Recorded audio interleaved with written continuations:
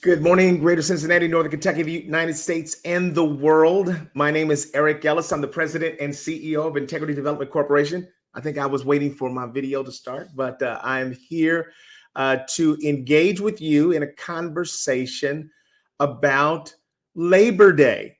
I would usually be joined by my good friend and brother, Tommy Lewis. He is on assignment, actually on vacation and on the road, and will be joining us again next week. But I'm so grateful for this opportunity to be able to talk to you myself. For those of you in our community that are joining us this morning, I certainly want you to weigh in on the conversation. This weekend, is a celebration of Labor Day. So on Monday, we'll celebrate Labor Day. And this weekend is typically a long weekend for people then. Labor Day is a national holiday that was put in place back in 1894 by President Grover Cleveland as a way to sort of appease the Union after a big strike. He just wanted to say to them that workers are valuable to this country. They are a part of what makes us successful and allows us to prosper. So he wanted to make sure that every worker got a day off. And so that's why we celebrate Labor Day. Usually we celebrate it. It denotes the end of summer. Kids are going back to school. I don't know about you, but I know that as I get older, I'm getting more nostalgic, or I see things differently now that I'm older. I was driving to work the other day, and it was early in the morning, and the kids were lining up at the bus stops. And I saw this little black girl that was running on her way to the elementary school down the street from our house. And she was really tiny. And she reminded me of my daughter, Jillian, when she was that age. And she had dropped something, and then she went back and picked it up, and her braids were bobbing all around. And I just really fell in love with that scene. And when I see young families, I get excited for them. I think that's probably a sign of getting older, that you recognize that the most important things in life are free. And we got to take time to smell the roses and take in what's most beautiful in life. And work can be one of those things. I happen to be a person that loves what I do. I love to work. But for the this last week, it was a great week for me. But for 2 weeks before that, I don't know about you, but man, I was just sluggish. I was not getting up early. I usually love to get up early and get that shower and then get off to work and try to beat everybody into the office. And 2 weeks before this last week, man, I was 9:30, 10, dragging myself in the office. My wife Judy was looking at me like, "What are you doing still here?" And I was just kind of chilling. But this last week, I sort of got that spark back and really was grateful to be able to get up early in the morning, feeling as though I have a purpose in life. I still love what I do. And what I'd like to do today, in part, is kind of go back and share many of the jobs that I've worked over my lifetime and some of the lessons that I've learned from each of those. My mother was a preacher. My father was a consultant, an entrepreneur. My grandfather was a farmer. And I remember my father telling us stories about my grandfather getting up 3:34 in the morning. Farmers, man, their day starts super early, and they get up, and before the sun is even out, he's out with that tractor and he's tilling the field. And my father and his siblings learned their work ethic from growing up on a farm. I think a lot of the young people today could use a farming experience, some even in my house. But I think that developing a strong work ethic may be one of the most important skills that you can develop in life. Because if a man, if a woman, if a boy or girl won't work, then oftentimes it becomes difficult to eat. And so I was grateful that my parents, as we were growing up, there were five of us. We had chores. and you better not let my father come home from work and those chores not be done. And my mother used to have sayings like, if I'm working, everybody's working. My mother was a preacher, and a lot of people might not think that, being a preacher and evangelist is work, but it was. We would go around the country, spend a lot of time in Fort Wayne. That's where I was born, but spend a lot of time in Fort Wayne doing tent meetings. My mom would rent a tent and put it out on a big corner there in Fort Wayne, and she would just hold revivals. And we would have to sleep under the tent so that nobody would walk away with the equipment. I'll never forget waking up one morning, and there was a wino that had wandered into the tent, and he was standing over my grandmother. And my grandmother, she was a preacher too, but she was really in the world for a long period of her life. And because of my mother giving her life to God and becoming a preacher at the age of 13, she brought her mother to God. And then my grandmother became a preacher. But my grandmother used to be the Avon lady, going door to door selling Avon. I would go door to door with her. I loved that. But she was quick-witted. And so this day that this wino had come into the tent, was looking over her, she jumped up and says, "What can I do for you? What do you think about Jesus? Do I need to pray with you?" I was like, what is grandma doing? And she prayed with him, and then he went on about his way. But I used to love to watch my mother preach because she never preached long. Whenever she was going to be the preacher, it's going to be about 15 minutes. I mean, it's 15 minutes, but it's going to be power packed. I mean, she was going to give it to you. Whatever God said to her, she was going to deliver that message to you. And I love that about my mom. She would say that when God stopped talking, she stopped speaking. And, if many of us would live our lives that way, we'd probably have a lot less foolishness and a lot less to say. But I really appreciate it. I didn't know as a young person how much I would appreciate the values that my mom lived by and the way that she served God. Because I knew in my life as I grew up, if there wasn't anybody else in the world that was a Christian, I knew my mom loved God and believed in God and really had faith in God. And that's the same faith that I use. And so as we look at holding a job, what are some of the values of working a job? There are many benefits that people gain from working a job. Financial stability. There's no way to really be independent unless you are working a job or owning a business. And I may talk about each of those. But financial stability, oftentimes we can develop our skills as we work a job. The first job that I ever had, I was in Skyline Acres. And my dad told me and my brother we're going to have to get a job somewhere. And so there was a golf course in the neighborhood, believe it or not, Clover Nook Golf Course over by Skyline. And I used to ride my bike there and I would caddy. And that was the first job that I had. I'd ride my bike there. I'd caddy. You get 50 cents or $1 for caddying. As I got a little older, you could carry 2 bags. I was just a little toothpick. So I start off with 1 bag, but then I tried to carry 2 bags. I mean, it was just like, you just logging, those bags, those big old gigantic bags of clubs around. And these men would just be walking and you'd be sort of walking, trailing behind them with these big bags of clubs. But I never forget at the end of 9 holes or 18 holes, you'd have, $1.75, $2. Oh man, I would go to the candy stand and I would get myself some licorice or some other kind of candies. But I knew I was rich because of the money that I had in my pocket. And then I would ride back home and then ride back, every other day to try to do this job. And so I appreciated that job. The next job that I had was when we moved to Forest Park. Actually in Scotland, we were cutting grass. And so cutting grass, you don't find many people anymore today. I don't know about you, but you don't find that many young people that are going door to door trying to see if they can cut somebody's grass. And man, I enjoyed making money. And so I was cutting grasses in Skyline. And then when I got to Forest Park, I was cutting the yards of some of my father's friends and people that he knew. And I could get $5 or $7 for cutting grass. Man, that was big money.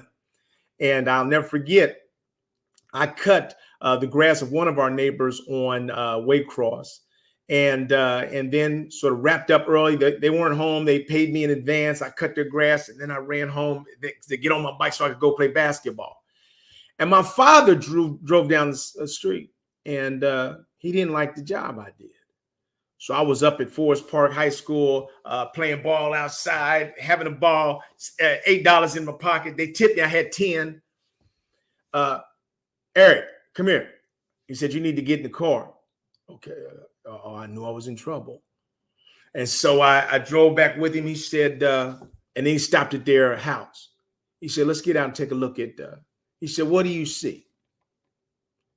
I said, well, the lines are a little crooked. Yeah. What else do you see? Well, it looks like there's some blades of grass. Maybe I missed a couple spots. He said, exactly. He said, what I want you to do is take your bike, ride home. He said, and I want you to come back here and recut that lawn. This is not the kind of work that we do as Ellis's. So I rode home, man, and got my mower, walked it back down there and recut their entire grass, and then reclipped everything, because I did not want my father to be coming back and seeing a job that was half done. And so I learned the value of trying to do a good job. In everything that you do, you want to do your best. I don't think that people recognize the power and the value of hard work and doing your best work. I got to a place that I love to hear that smile in my father's voice or my mother's voice when I did something well.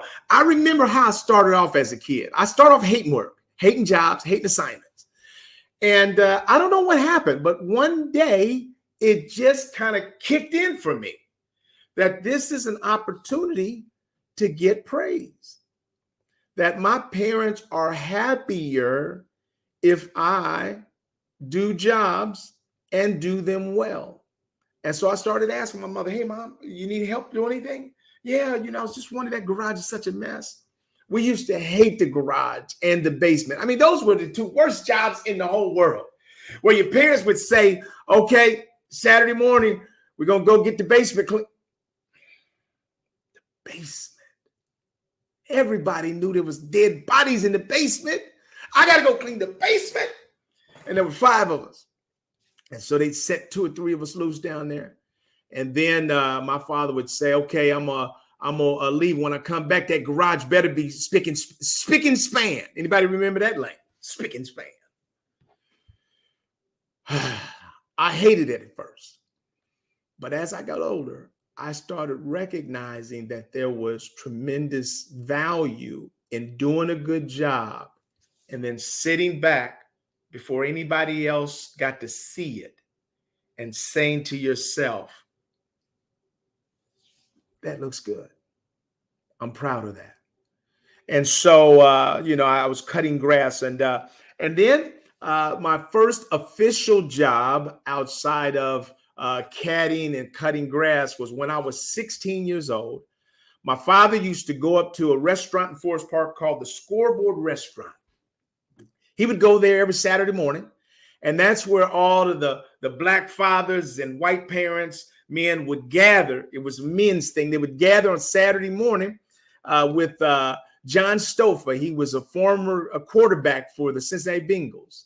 And they would sit up there and they would literally talk about life and racism and just anything. That's what they would do. It was one of the first times that I ever seen an interracial group of men that would come together on Saturday morning just to sort of talk about life and debate things. And boy, they enjoyed that. And I guess on one of those days, John was talking about looking for good workers, and my father offered me up to work there at the scoreboard. And I'll never forget when he dropped me off to fill out the application. He said, now, son, he said, if you get this job, he said, look, don't you embarrass the family. He said, I want you to be the hardest worker they have. Yes, sir. So I get the job, and they put me in the back. So I'm hidden away in the back, flipping hamburgers and taking, doing the orders. Not up front, not with the cash register. I was in the back. So at first I started off working hard. But then when the managers would leave, I saw what everybody else was doing. They were making triple deckers. They were making double deckers with all kind of special sauce. And then they would have a lookout, somebody that would look out to see when the manager was returning. So at first I was still too nervous to do that because I would hear my father's voice, son, don't embarrass the family. And so, at first I was still walking, working and everything. And then everybody's like, Eric, what are you doing, man? There's nobody here. No managers here. And so I was like, okay. And so I started letting things go, making triple deckers with all the special sauce on them, throwing extra cheese, lettuce, a 4-stack burger. I mean, I've made all kinds of special burgers. And I would sit around and look at the clock. Have you ever worked a job where you sat around, did nothing, and just looked at the clock? I don't recommend that. You know what I learned? That if you sit around and look at the clock, guess what? Them hands don't move. They don't move at all. I was sitting there looking at the clock, looking out the window, and the day would take, if it was a 2-hour day, it'd take 5. If it was a 4-hour day, oh my goodness, it felt like 12 hours.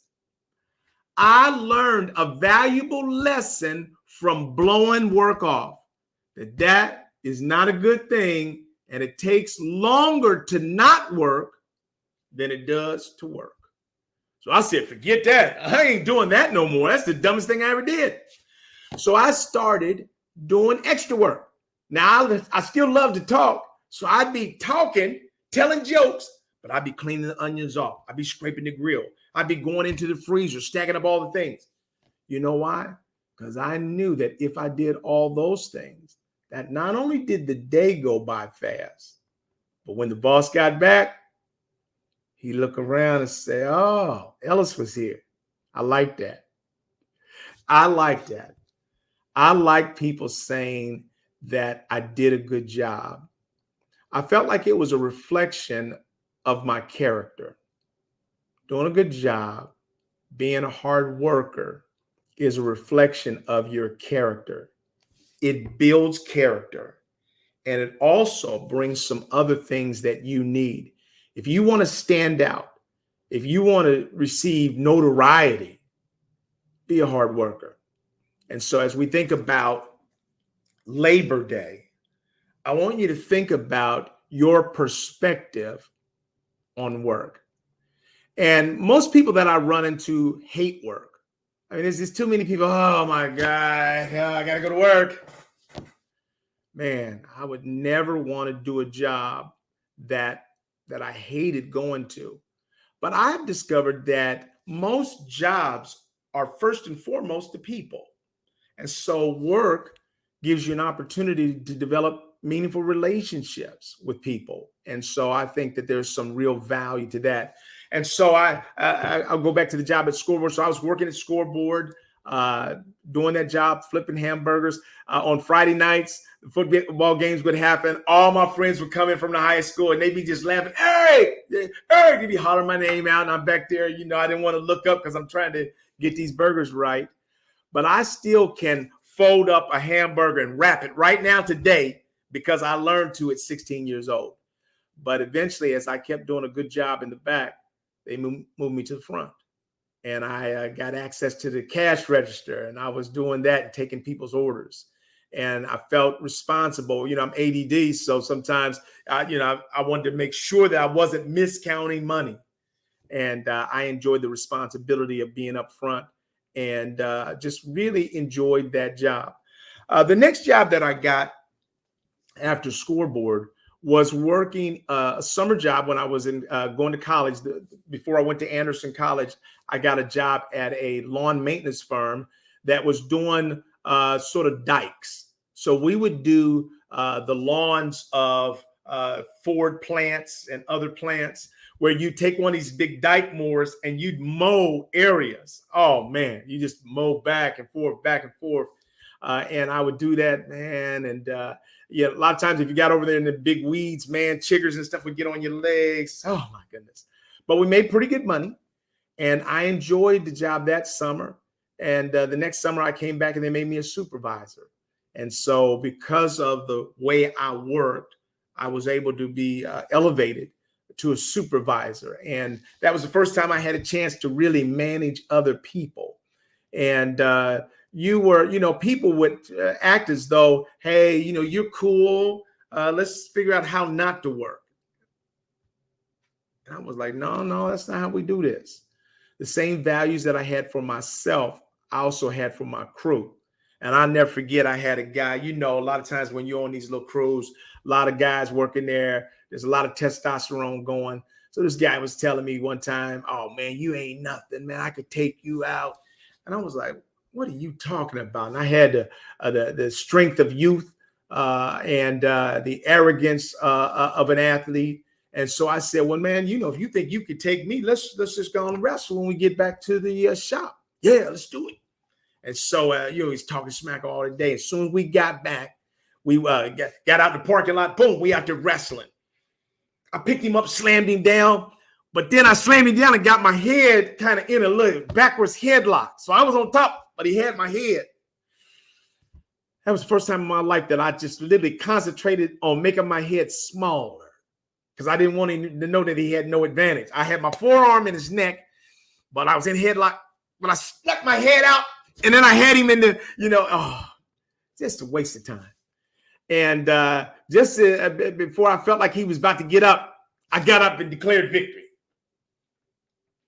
And that was the crazy things that we did in summer jobs as a supervisor. Yeah, as a supervisor of a lawn maintenance firm. And then that was the last time that I worked a job like that. My father brought me on within his company, BSA, Behavioral Science Application. My dad was the president of his own consulting business. And he then appreciated my work ethic and thought in many ways that I reminded him of himself. So he brought me on his company as an intern. I was an artist. And so I was, loved logo designs and things like that. And so he brought me on to sort of do kind of logo designs and design work. And I remember I was building a game for them and working on logos and just enjoyed learning from my father and watching him do this work that I've now done for the last 3 decades. I never imagined that time. I guess I thought maybe I would be a part of his company and maybe even one day be a trainer or consultant. And so when I was working for them, it was him and Merlin Pope and Pat Pope and Eric Pennebaker. And there were a lot of other people. What's his name? Oh, his name just got away from me. But there's another fantastic consultant that's still Roland West. Roland West was a tremendous consultant. So they had a dream team. Chip Henderson did some work with them periodically. And I just remember sitting in on some of my father's workshops. And it almost looked exactly like my mother's revivals. So I would go to my mother's revivals. I would go to my father's workshops, and people were crying in both of them. People were crying in my mother's revivals because they were wanting to repent of their sinful ways and giving their lives to God. And then in my father's workshops, sometimes people were crying because of the pain that they had experienced because of bias and discrimination, or they were crying because they knew that things were unfair for others and they thought that that was wrong and they wanted to make a change. And so a lot of times when people talk about the old days of diversity work, they talk about it as though those were the horrible days where mistakes were being made everywhere. But I saw those conversations as powerfully transparent, honest, transformative conversations that made a difference in people's lives. And so I enjoyed watching my father as a master of this work. And I didn't realize it. My father died at a young age. He was 48 years old when he died. He died of a massive heart attack. And I tell people that I believe that the reason that my father may have died early is because oftentimes he cared more about the organizations than they may be cared about this work. And so sometimes if you care more about your job, your work than others do, that can take a great toll on you. And so that's one thing that I learned is that I care deeply about every client that I serve, but I can't care more than they do. And so at the end of the day, you got to make sure that you're also taking care of yourself. I went on from working for my father as an intern, playing basketball in college. I went to Anderson College for 2 years, played there. Then I transferred to Wright State. My dad was there as an assistant dean. So while he was working his own business, they were having up and down times. But they had contracts with companies like General Motors, GE, Ford, some of the biggest companies on the planet they were doing business with. And my father kept saying to me, Eric, my ship is about to come in. And I'll never forget that, and it always seemed like a pipe dream, like we're poor, he's talking about his ship is coming in. But his ship did eventually come in. Unfortunately, it came in after he passed. And then his partner took that business over. It became a multi-million-dollar consulting business. My father knew that would eventually be the case. But I played basketball in college at Wright State University. We won the national championship. Then after I got out, I went back to school, got my master's degree. And then my first job after graduate school was working at the University of Cincinnati. And while I was in graduate school, I interned for the city of Cincinnati. And I interned for a man that's still well known in the city of Cincinnati, Russell Harrison. That was one of my first bosses with the city. He was a funny guy. He was hilarious. He made work enjoyable. We all worked under Paul White, who was the head of our area over at HUD. I think it was something like that. I can't remember the exact title. But he made work enjoyable. We laughed. I had friends at the job. And again, I enjoyed trying to deliver my best work there. And then after I got out of graduate school, I was on my way to Atlanta.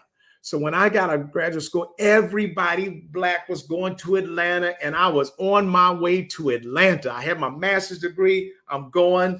I went to Atlanta. Paul White had told me, when you go to Atlanta to visit, make sure you connect up with Richard Monte. And he gave me Richard Monte's phone number and everything. And he was the deputy finance director for the city of Atlanta. And so I went there. I connected with Richard Monte. Richard Monte knew everybody. So he took me to a Georgia Tech college basketball game. And so we went there together. I met the coach, the assistant coach then was Perry, and just had a ball and went to some other events. When you go to Atlanta with somebody that knows Atlanta and is connected, it's a completely different experience than when I went there by myself. I went there one time by myself. I was like, what's the big deal with Atlanta? And then when I went there with Richard Monte, he was a young leader for the city of Atlanta. I felt like I'd never been to a place where I saw so many people of color that were in charge. And so I felt like, who wouldn't want to be here? And so Richard Monte said to me, Eric, just come to Atlanta. You don't have to worry about, we're going to get you a job. That's not going to be a problem. Just come to Atlanta and you're going to be fine. And so I came back to Cincinnati with every intention to relocating from Cincinnati, born in Cincinnati, to Atlanta, hot Atlanta. And when I came back, I had an interview with an unassuming woman named Dr. Jeanette Taylor at the University of Cincinnati. She was a dean of the College of Continuing Education. And that job, it was offering $22,000 a year. And I was like, no, no, I can't take this job. But she knew my father, and I could see that she could be maybe a great mentor for me. So I turned away all of my dreams about Atlanta, or delayed them, I thought. And I took the job at the University of Cincinnati. That's what kept me here, working for Dr. Jeanette Taylor as her matchmaker, program director of the matchmaker program. And the matchmaker program was the University of Cincinnati's connection to all the municipalities. And so I was working with city managers and trying to identify what their needs were and how the university could help them. And I did that job and met a lot of people in Cincinnati. Dr. Jeanette Taylor was a tremendous mentor. Everything big that she had to go to, she would take me with her. And I did that job for 3 years. And then finally I told her I had felt like it was time for me to do something else. And she was like, Eric, you're doing great. I said, yeah, I appreciate that. But I think I need to move on to something that might be a little bit more challenging. And so I took a job at Inroads as a manager at Inroads.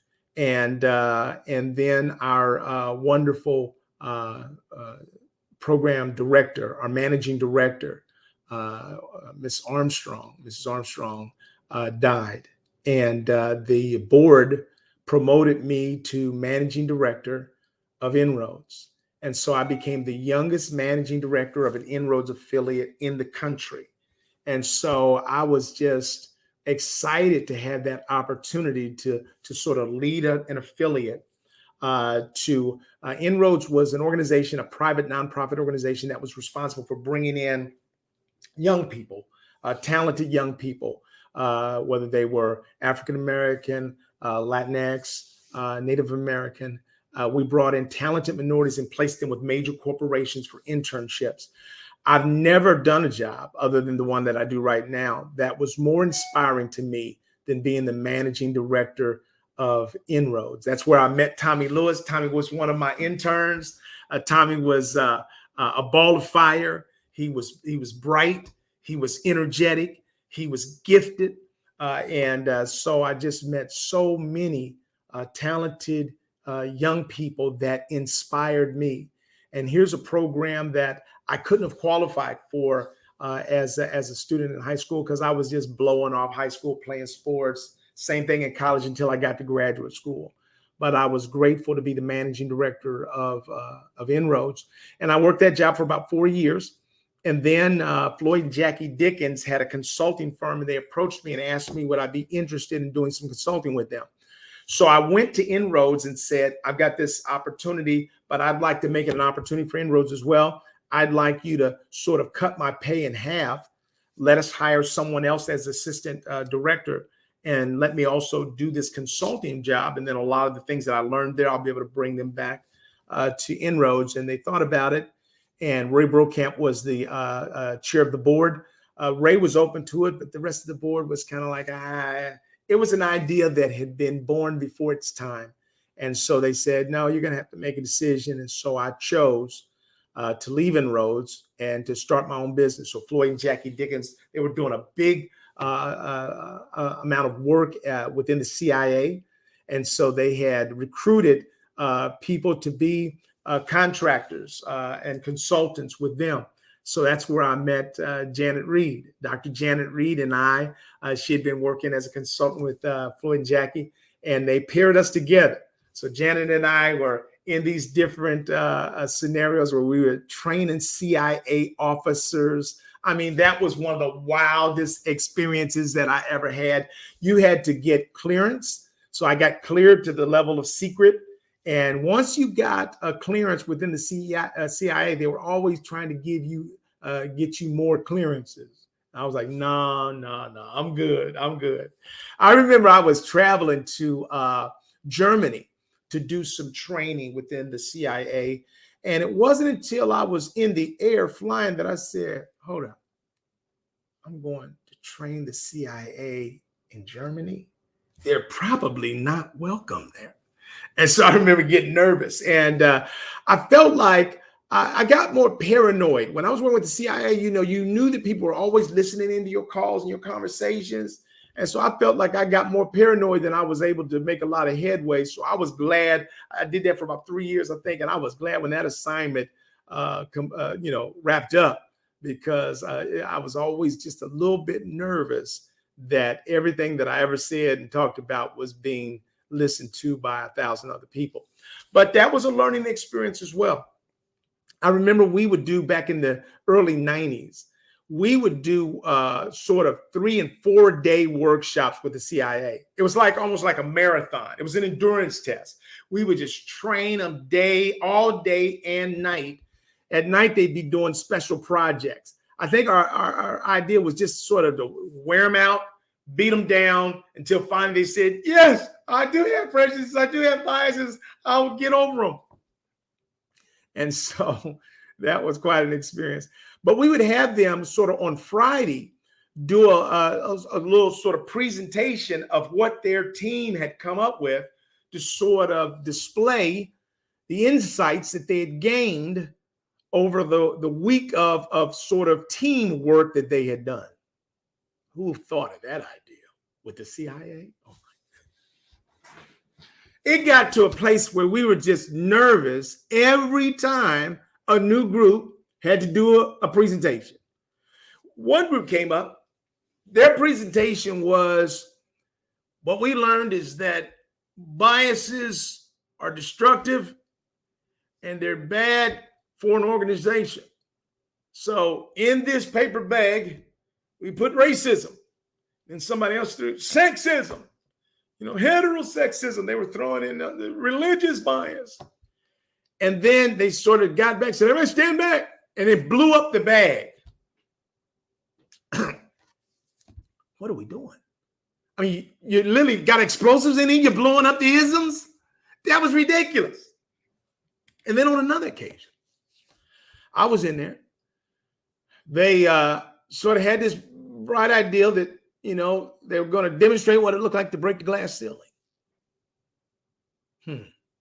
So they had all these diverse people under a glass plane, sort of window pane. And then they got out and they threw a brick up in the air. Boom! Glass everywhere. What are we doing?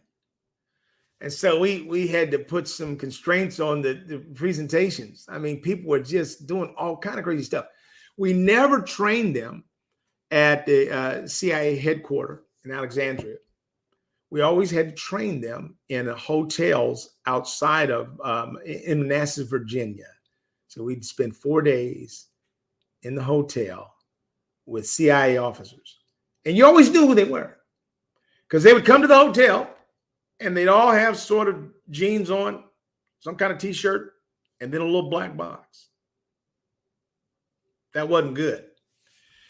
And so they would just sort of, their jokes were all these crazy things that they were doing around the world. I mean, it just, so I was glad to be done with that assignment. And then while I was working with Floyd and Jackie, they encouraged us to start our own business. And so in 1991, I started my own business, Integrity Development Corporation. And I am so grateful to have my own business. I remember when I named my company Integrity Development, I was so excited about that name. After my father died, I'd given my life to God and I was a Christian. And so I wanted to do everything based on integrity. And so I named my company Integrity Development. And I just waited, and I waited for my official paperwork to come back from the state. And then one day in the mailbox, there it was, my incorporation papers, Integrity Development Corporation. And then I started freaking out. Like, what? What did I do? Oh my goodness, why did I call my company Integrity Development? That's like the dumbest thing I could have done. People are going to be expecting me to be perfect, and nobody can be perfect. I mean, I was sweating. I was thinking about sending the paperwork back. I was like, oh my goodness, I made the biggest mistake on. And then I feel like God spoke to me and said, integrity is not an eternal resting place. Integrity is a destination. And your business name suggests that you want to always be headed towards integrity, honesty, decency. And when you fall short, you stand up, you dust yourself off, you apologize if necessary, and you head again towards integrity. I'll never forget one of the first pieces of business that I ever got was with the Red Cross. I was a young business, desperate for business. The Red Cross had a project that they had put out. I had a pretty good name in the city. And so I won the contract to a project that I had never done before. So here I am doing a job that I've never done before with ADD, unmedicated at that point because my kids were still babies. And man, I was just missing every time marker. I just literally was not doing a good job on this project. I missed our target dates for deliverables. Finally, I skid into home plate at the last minute, probably, 15, 20 days over the time. I felt so bad about it that $25,000 that I had been given, I gave it back. I was just so embarrassed at how many times I'd fumbled the ball that I didn't feel comfortable even taking their money. So I gave it all back. So I was desperate for the money. I did a horrible job. So I took a job I couldn't do, did a poor job at it, and I learned a lesson. I learned a hard lesson because I gave that money back. But there are so many lessons that you can learn as an entrepreneur. There are many benefits that Tommy and I both talk about being entrepreneurs. One of the benefits is freedom and flexibility. When you're an entrepreneur, you have the freedom. The first thing you get to do, let me see where it is. The first thing you get to do, where are they? I'm looking for them. Where are they? How can you run a business? There it is. I'll be right back. The first thing you get to do as an entrepreneur is you get to create your own business card. Look at that. That's the first thing you get to do. You get to create your own business card, and then you get to put it on there. President and CEO. Woo! So you're Mr. Big Shot. You got your own business cards. You just don't have any business. And so having the freedom and flexibility is fine, but too much freedom is not fine. Too much flexibility is not fine. That means you don't have any business. And so although there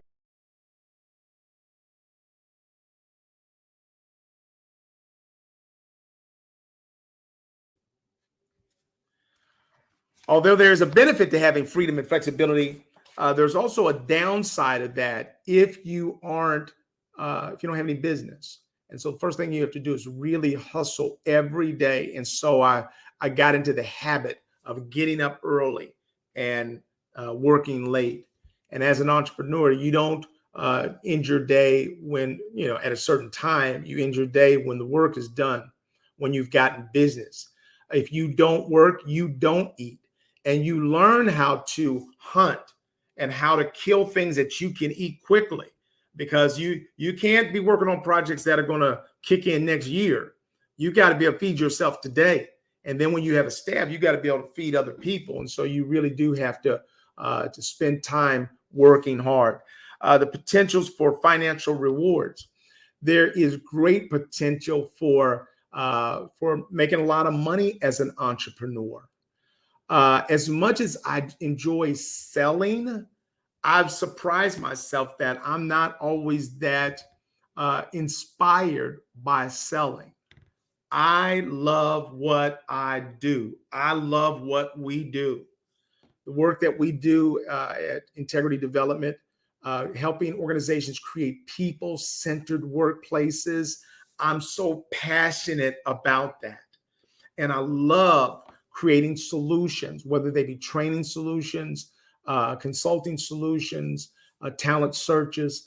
I love the work that we do. I love it more than selling. And so, but what I've discovered is that if you do a good job, then your quality work will ultimately intersect with more opportunities, because we've grown our business basically by word of mouth. We've never done any advertisement in the 3 decades that I've been in business. And I'm grateful to those clients that have chosen to work with us. I know Tommy feels the same way. We have the exact same passion for the organizations and the people that we serve. Being an entrepreneur also gives you a chance for personal growth and development. When you make mistakes, you learn from that. I've had to apologize to clients. I've had to apologize to participants. I had a participant come up to me last year and say that when I was in a conversation with 3 or 4 other participants, they felt as though I ignored them, and uh, and I was just disheartened by that.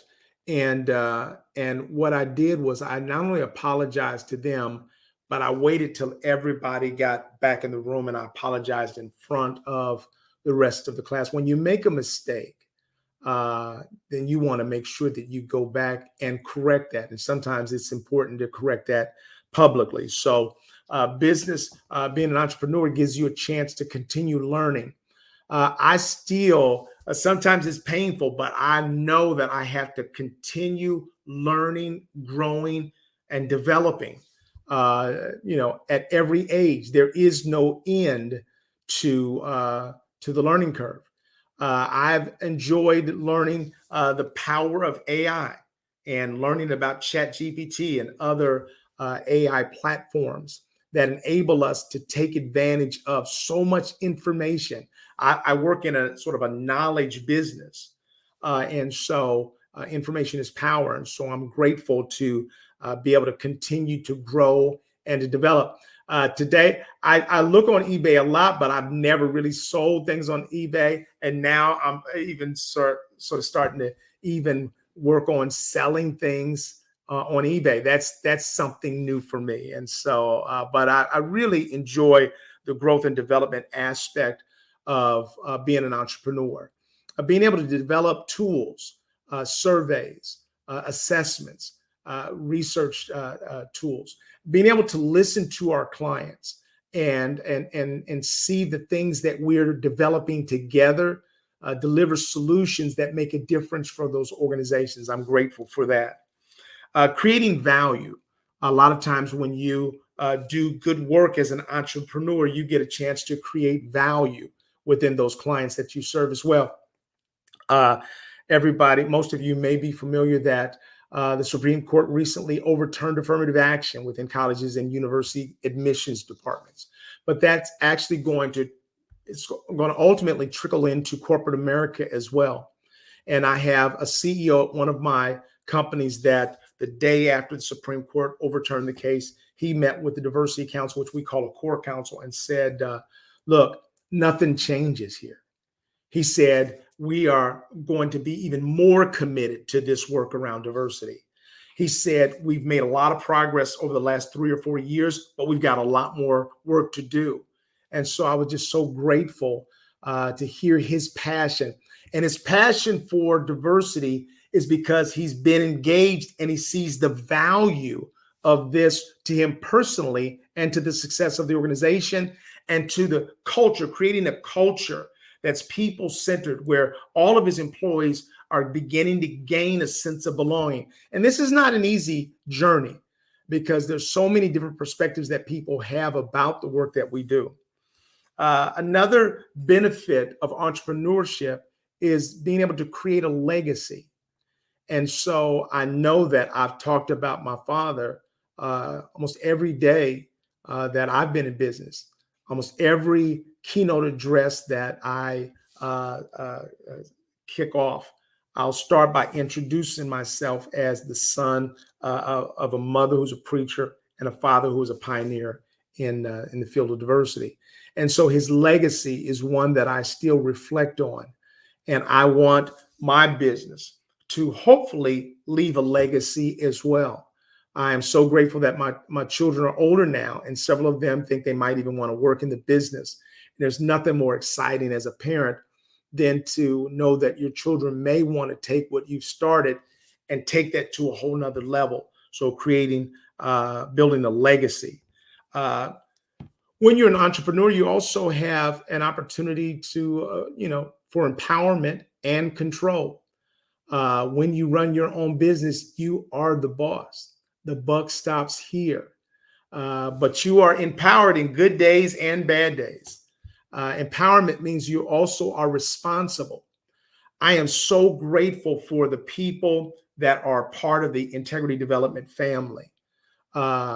Sarah Storage, Suzanne Collins have been with me for years and years and years, almost 20 years.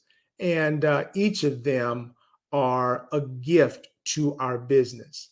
This business does not grow, it does not succeed without Sarah, without Suzanne, without Wendell as one of our senior consultants, and many of the other consultants that we have that work with us. I'm grateful for what they deliver to the success of this business. When you have people that are great workers, they are loyal to the business. That's what I can say about Sarah and Suzanne, that they are both loyal. They are trustworthy. I trust them with my life. I trust them with my resources, my bank account, all my passwords, doesn't matter. They know everything about my life. And I know I'm in good hands, because when you have people who love God, but also love doing good work and are hard workers, man, that's what Labor Day is really about. It's celebrating people that might not be seen by others. I'm the one that gives keynote speeches everywhere. But the people who make my PowerPoints and the people who schedule my travel and all those arrangements and pay the bills and all those things, those people are behind the scenes for you, but they're in living color and center stage for me. So I'm grateful. I've had people in the past that work for me. See, I'm a trustworthy boss. I'm a trusting boss. And so I had a person, man, if you're running my books, man, you're going to be able to rob me. I'm just telling you, you're going to be able to rob me, because I ain't looking over your shoulder at all. I'm trusting you with all the passwords and all the accounts. So if you want to take my identity, it's gone, because I trust people.